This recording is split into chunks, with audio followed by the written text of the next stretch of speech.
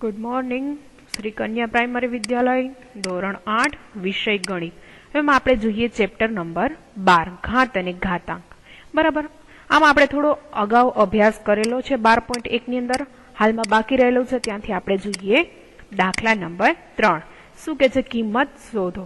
કિંમત શોધો. દાખલામાં તમારે 5 રકમ છે, એ બધા 5 ના આપણે દાખલા ગણવાના છે. તો આપણે એના દાખલા સાથે સાથે જોતા જશું.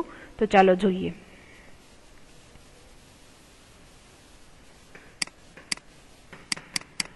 સ્વાધ્યાય 12.1. બરાબર. સ્વાધ્યાય 12.1 ની અંદર આપણે દાખલા નંબર પહોંચ્યા છે દાખલા નંબર 3. દાખલા નંબર 3 ની પહેલી રકમ આપણે જોઈએ તો શું કે છે? 3 ની માથે 0 ઘાત પ્લસ 4 ની માથે -1 ઘાત બરાબર ગુણ્યા 2 નો વર્ગ. આ રીતની તમને રકમ આપેલી છે. 3 ની માથે 0 ઘાત એટલે થઈ જાય કેવા 1 જ થઈ જાય, કેમ કે એ આખું સ્ટેપ કેન્સલ થઈ જાય. પછી શું કે છે? 4 ની -1 ઘાત છે, પણ -1 છે એને કાઢવા હોય તો એને શું કરાય? 1 ઉપર લઈ લે અને છેદમાં 4 લઈ લે એટલે એ સ્ટેપ ઓકે. હવે 2 નો વર્ગ છે. 2 નો વર્ગ છે એને આમ છૂટા પાડીએ એટલે કેટલા થાય? 2 દુ 4 બરાબર. 2 દુ 4 થાય. હવે આ સ્ટેપ છે એને આખું આપણે ભેગું કરીએ જોઈએ. 1 ના 1 1 ના છેદમાં 4 બરાબર ગુણ્યા 4. આ રીતે લખી શકાય. તો હવે એ રીતે લખીએ અને ત્યાર પછી આપણે જોઈએ તો 4 એકા 4 અને જો અહીંથી જોઈએ 4 એકા 4 અને આ પ્લસ છે એની અંદર એક ઉમેરી એટલે 4 ને 5 5 ના છેદમાં 4 ગુણ્યા 4. આ રીતે લખી શકાય. હવે આ રીતે લખ્યું શું થયું? સામે સામે 4 4 હતા એ કેન્સલ થઈ ગયા. વધ્યા કેટલા? ઓન્લી 5. હવે એ જ રીતે આપણે બીજો દાખલો છે, બીજા દાખલાની રકમ છે એ જોઈએ. દાખલા નંબર બીજાની રકમમાં શું કે છે? 2 -1 બરાબર. 2 -1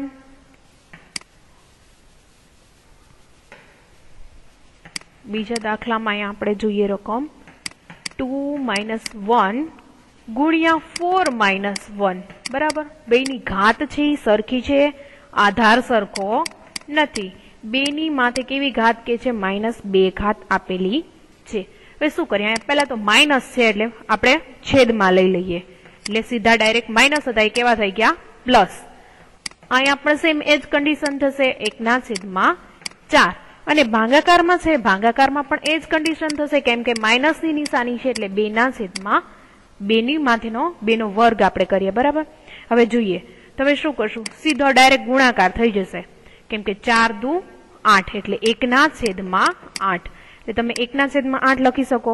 હવે આ સ્ટેપ છે એનો 2 દુ કેટલા થાય? 4. 2 દુ 4 થાય. આનો આપણે સ્ટેપ ફેરવીએ એટલે 1/4. હવે આ ભાગાકાર છે એને મારે ગુણાકારમાં લેવા હોય તો એ સ્ટેપને મારે શું કરવું પડે? ઉલટાવવું પડે. 4/1 લેવા પડે. ગુણાકારમાં લઉં છું એટલા માટે બરાબર. તો હવે છેદ ઉડશે. 4 દુ 8 હારે છેદ ઉડશે તો એની સાથે આપણે છેદ ઉડાડી અને એનો જવાબ જોઈ લઈએ. જવાબ કેટલો આવે છે? 1/2. કેટલો જવાબ આવે છે? 1/2. તો હવે ત્યાર પછી આપણે ત્રીજા દાખલા બાજુ નજર કરીએ. હવે આપણે ત્રીજો દાખલો જોઈએ. દાખલા નંબર 3. હવે દાખલા નંબર 3 ની રકમ શું કે છે? 1/2 નું શું કે છે? -2 ઘાત. એની -2 ઘાત પ્લસ 1/3 ની કેવી ઘાત? તો એની પણ કેવી? -2 ઘાત. અને પ્લસ અહીં શું કે છે? 1/4 ની કેવી? એની પણ -2 ઘાત. બધાની -2 ઘાત છે પણ નીચેનો તમને આધાર છે એ અલગ અલગ છે 2, 3 અને 4. તો હવે આપણે જોઈએ શું કરીએ. પહેલા તો માઇનસની નિશાની છે એટલે ઉપર આપણે 1 લખીએ અને આખું સ્ટેપ છે એને નીચે લઈ લઈએ. 1/2 ની 2 ઘાત. સેમ કન્ડિશન અહીંયા લ્યો 1/3 ની 2 ઘાત. અને અહીંયા પણ એ જ રીતે આપણે કરીએ.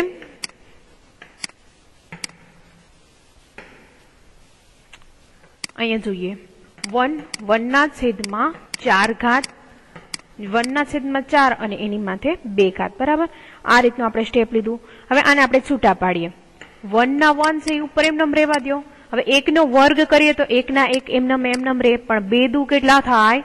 4. કેટલા થાય? 4. હવે બાજુનામાં આપણે જોઈએ 1/1 એમનેમ છે. 1 નો વર્ગ કરીએ તો 1/1 એમનેમ રહેશે પણ 3 નો વર્ગ કરીએ તો 3 તેરી કેટલા થાય? 9. સેમ કન્ડિશન આ બાજુ જુઓ 1/1 હવે 4 નો વર્ગ કરીએ તો ચોકે ચોકે કેટલા થાય 16 બરાબર છેદનો છેદ ઉપર અંશમાં જાય તો શું થાય ખાલી ઓનલી 4 પ્લસ 9 પ્લસ 16 બરાબર હવે આ રીતે વધે હવે આ ત્રણેયનો આપણે શું કરીએ ડાયરેક્ટ પ્લસ કરી લઈએ ડાયરેક્ટ પ્લસ કરીએ એટલે એનો જવાબ કેટલો આવે 29 છે ત્યાં આપણો જવાબ છે ક્લિયર થશે હવે ત્યાર પછીનો આપણે જોવાનો છે પાંચમો દાખલો આપણે જોઈએ પાંચમો દાખલો સોરી આપણે 3 દાખલા જોયા હાલ જોઈએ ચોથો દાખલો ચોથા દાખલાની રકમ શું કહે છે તમને 3 - 1 3 - 1 3 - 1 પ્લસ 4 - 1 બરાબર પ્લસ 5 - 1 હવે એને શું કરવાનું છે માથેની કેટલી ઘાત કીધી 0 ઘાત કોઈ પણ સંખ્યાની 0 ઘાત હોય તો ઘાતની કિંમત કેટલી હોય 1 થાય કેટલી થાય જો આની માથે 0 તમને ઘાત કહી દે એટલે આખા સ્ટેપનો જવાબ કેવો આવે તમને ઓનલી 1 જ જવાબ મળે કેટલો જવાબ મળે ઓનલી 1 એટલે અહીંયા આપણો દાખલો છે એ સીધો ડાયરેક્ટ કમ્પ્લીટ થઈ જાય છે ત્યાર પછીનો આપણે જોઈએ પાંચમો દાખલો પાંચમા દાખલાની રકમ આપણને શું કહેવા માંગે છે પાંચમા દાખલાની રકમ જોઈએ -2 ના છેદમાં 3 હવે એની ઘાત કેટલી કીધી છે -2 હવે છગડીયો કૌંસ કરી અને એની માથે પણ તમને કેટલી ઘાત આપેલી છે 2 ઘાત આપેલી છે હવે આપણે એક એક સ્ટેપ શાંતિથી જોતા જઈએ જોઈએ -2 ના છેદમાં 3 એમને લઈ લઈએ -2 ના છેદમાં 3 હવે ઉપરની ઘાત છે એ બેને પેલા ભેગી કરીએ -2 ગુણ્યા 2 બરાબર આ બંને ઘાત છે એ સાથે ભેગી થાય એટલે આ રીતે આપણે લખી શકીએ હવે ત્યાર પછી આપણે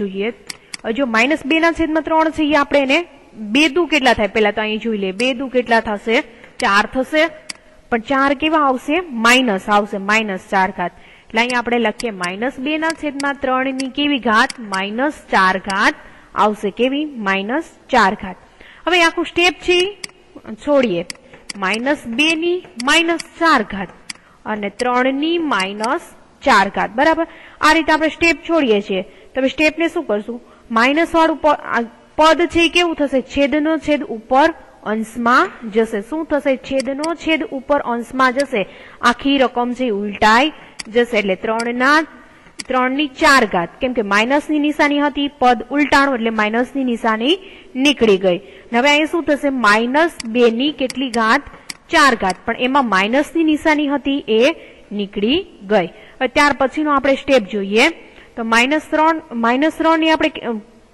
સોરી 3 ની 4 ઘાત હતી એટલે 3 ની 4 ઘાત એટલે એને આપણે 4 વખત છૂટા કરીએ 3 × 3 × 3 બરાબર હવે છેદમાં એ જ રીતે -2 ની કેટલી ઘાત છે 4 ઘાત એને પણ એ જ રીતે કરવા જોશે -2 ગુણ્યા -2 ગુણ્યા -2 ગુણ્યા -2 બરાબર આ રીતે આપણે એને છોડ્યા તો હવે એને જોઈએ ગુણાકાર કરતા જઈએ 3 તેરી 9 9 તેરી 27 27 તેરી આપણે જોઈએ 81 બરાબર એટલે કેટલા 81 અને અહીંયા જોઈએ 2 દુ 4 4 દુ 8 અને 8 દુ 16 કેટલા આવે 16 પણ માઇનસ જુઓ અહીંયા -2 છે માઇનસ અહીંયા જોઈએ માઇનસ કેવા થઈ જાય પ્લસ અહીંયા પણ આપણે જોઈએ માઇનસ કેવા થઈ જશે પ્લસ એટલે આપણો જવાબ આવે 81 ના છેદમાં 16 81 ના છેદમાં 16 છે એવો આપણો જવાબ છે ક્લિયર થાય ત્યાર પછી આપણે જોઈએ દાખલા નંબર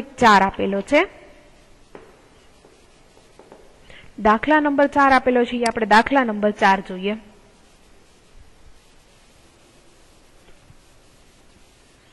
દાખલા નંબર 4 માં શું કે છે કિંમત શોધો હવે કિંમત શોધોમાં શું કે છે 8 ની -1 ઘાત ગુણ્યા 5 ની 3 ઘાત છેદમાં 2 ની -4 ઘાત હવે એ જ રીતેનો બીજો દાખલો પણ આપણને આપેલો છે તો આપણે એનો બીજો દાખલો છે એ પણ જોઈએ બીજા દાખલામાં શું કે છે -5 ની -1 ઘાત ગુણ્યા 2 ની -1 ઘાત ગુણ્યા 6 ની -1 ઘાત તો આપણે એ બંને દાખલા કરીએ અને દાખલા આપણે જોઈએ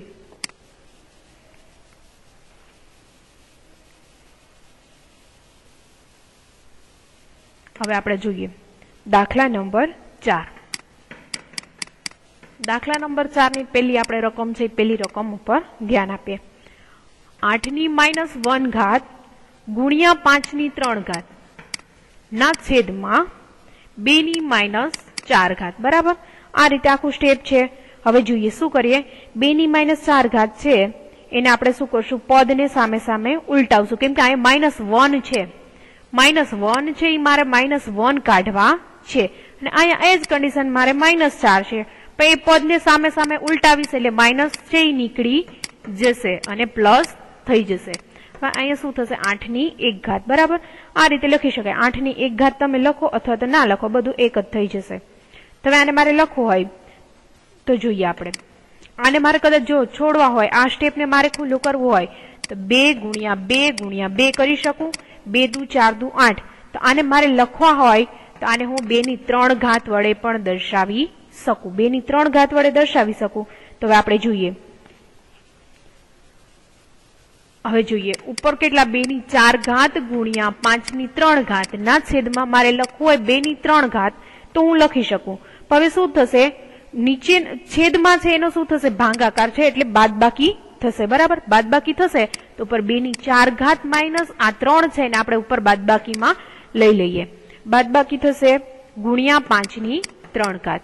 હવે 2 ની 4 ઘાત, 4 માંથી 3 માઇનસ થશે એટલે કેટલા વધશે, ઓનલી 2, અને 5 ની 3 ઘાત એટલે 5 5 25, 25 50 કેટલા થશે, 125, કેટલા થશે 125, એટલે 2 ગુણ્યા 125 એટલે કેટલા તમારે જવાબ આવશે, 250। કેટલો જવાબ આવશે, 250। હવે એ જ રીતે આપણે ત્યાર પછીનો દાખલો છે એમાં ને એમાં બીજો એ આપણે જોઈએ, એમાં ને એમાં બીજો દાખલો છે, આપણે બીજા દાખલાની રકમ જોઈએ, 5 - 1